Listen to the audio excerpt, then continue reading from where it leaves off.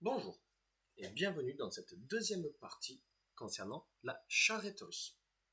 Aujourd'hui, nous allons travailler sur la création de jambes de force, la création de contrefiches. Pour ce faire, nous allons déjà travailler sur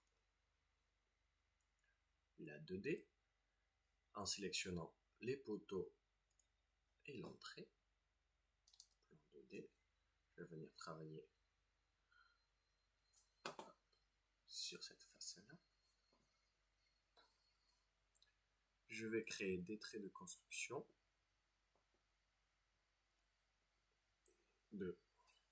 espacés de 500 entrée vers le bas. Là, vous voyez, j'ai cliqué proche et ça m'a déplacé vers le bas. Ici également. Et ici également. Clic droit, échelle. À partir de là, je vais faire ajouter, barre. Ça clique trop vite, rectangulaire. Donc nous sommes sur des éléments qui font 75, c'est déjà noté, 110, c'est déjà noté. En sapin traité, qui se nomme jambes de force, qui vont d'ici à ici. Clic droit, je peux refaire la même, d'ici à ici.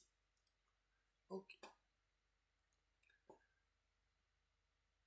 Notre jambe de force ne va pas donc d'en haut à en bas pour le moment. Donc ce que je vais faire, je vais cliquer ici, 7 et tirer jusqu'à ce point. Faire la même chose ici, 7, 7 et tirer jusqu'à ce point. Et faire exactement la même chose de ce côté, 7 jusqu'à ce point.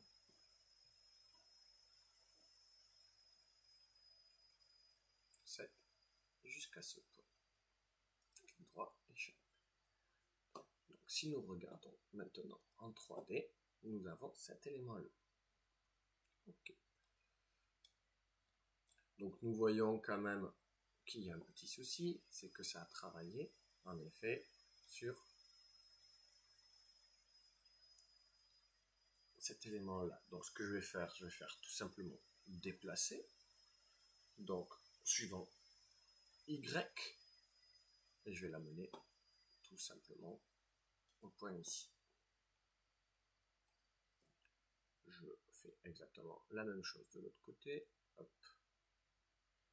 5 pour déplacer, Y pour donner le sens. Je l'amène directement là.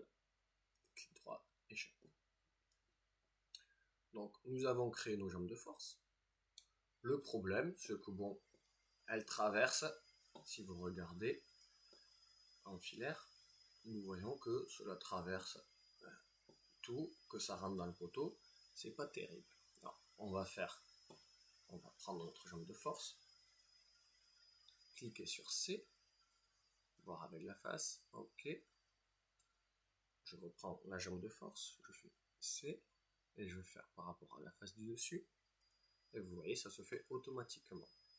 Nous allons prendre exactement les mêmes dispositions pour la jambe de force en face, C, celui-là. Ah, ça n'a pas voulu parce qu'on n'est pas dans le bon sens, je pense. Donc je reprends C, comme ceci. Ici, je reprends cet élément-là. Hop, non. C par rapport à la vue du dessus. Clic droit, ok. Donc là, maintenant, il suffit de regarder ici pour voir que nos éléments sont bien découpés. Nous pouvons désormais, si nous le souhaitons, créer nos entailles à l'intérieur en choisissant modifier type d'extrémité.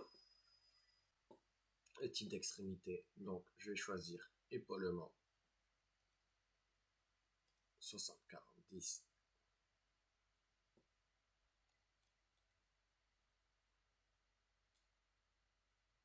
Avec cheville, pourquoi pas. Appliquer. Ok.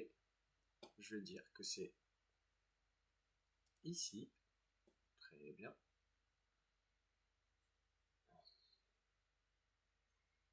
Là-haut, il n'y en a pas, évidemment, étant donné que il n'y a pas d'épaulement à faire. Hein, si vous regardez bien,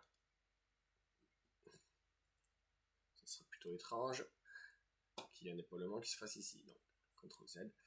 Donc, je vais refaire. Alors, 1 pour modifier, E pour le type d'extrémité. Ok, et je vais le faire. Donc, ici, clic droit, échappe. Je vais faire la même chose de l'autre côté. Donc, toujours E. Ok. Et ici. Donc, si nous passons en 3D, nous voyons désormais, logiquement, également notre cheville qui se met ici. Très bien. Ça, c'est pour la première partie. Nous avons désormais donc nos jambes de force. Nous allons créer nos contrefiches. Pour créer nos contrefiches, nous allons également travailler en 2D. Donc, sur la 2D, nous allons sélectionner cet élément-là, et cet élément-là. Plan 2D, le plan 2D, il est ici. Ok. Donc là, ce qui m'intéresse à moi, c'est de pouvoir positionner ma contrefiche qui va arriver du milieu jusqu'ici, un peu au-dessus de l'entrée moisée. À 300 environ, nous avions noté. Donc, ce que je vais faire ajouter, nœud, tout simplement. Je veux le mettre en bleu, pourquoi pas. Je définis M pour le point du milieu. Et sur celui-ci, je vais faire la même chose de l'autre côté. M, point du milieu, ici. À partir de là, je vais faire trait de construction, décalé, de 300. Vous l'aurez compris, on va au-dessus de l'entrée. Échappe. Nous avons cela. Désormais, je peux faire tout simplement ajouter barre rectangulaire 75-110 en sapin traité, contrefiche qui va aller donc, de ce point-là à ce point-ci. Donc je peux le positionner comme je le souhaite. Je vais le mettre à l'axe, tout simplement. Rectangulaire, toujours pareil, 75-110, toujours en 9, toujours contrefiche qui va aller de ce point-ci à ce point-là. Je le laisse à l'axe. Donc ici, la même technique que tout à l'heure, 7 étiré jusqu'ici, 7 étiré jusqu'ici, ok. Là, ça va être l'inverse. 7 étiré, non, plutôt celui-là d'ailleurs, 7, non, celui-ci, excusez-moi, là, 7 étiré, mais jusqu'ici, je rapproche de notre bas d'arbalétrier, comme ça la coupe est plus simple après. Donc, je repasse en 3D.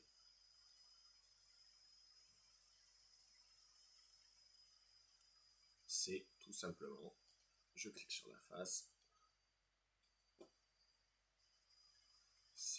je clique sur la face. Hop, C. Je clique sur cette face.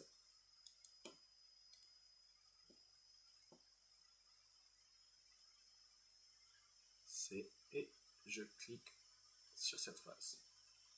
Ah, vous voyez, ça m'a fait dans le sens inverse. Je vais faire CTRL Z. Donc là, je vais cliquer là. C. Je clique sur cette face et ça m'a mis dans le bon sens. Ok. Donc désormais, il ne me reste plus qu'à faire mes tailles. Donc je vais aller comme tout à l'heure en filaire, cliquer ici, 1, E, on revient sur le 70-40 avec cheville, je vais mettre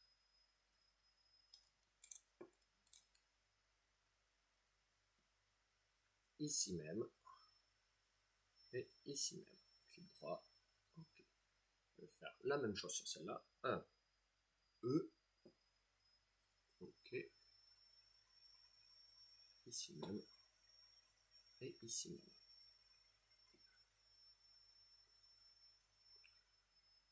Voilà, nous avons réalisé le premier portique de cette charretterie.